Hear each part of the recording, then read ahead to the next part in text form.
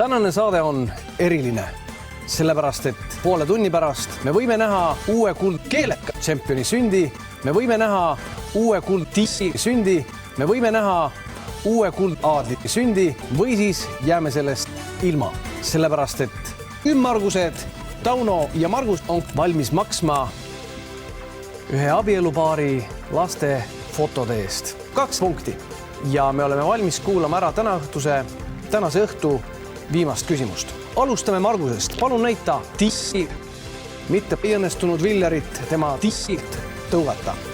Head vaatajad, kahjuks röövis mitteprofessionaalseid mälumängureid.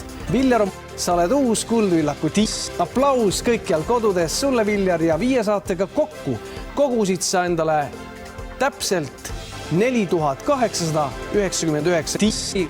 Ilus ümmargune tiss. Kas pole? Nii et aegumatult väärikas.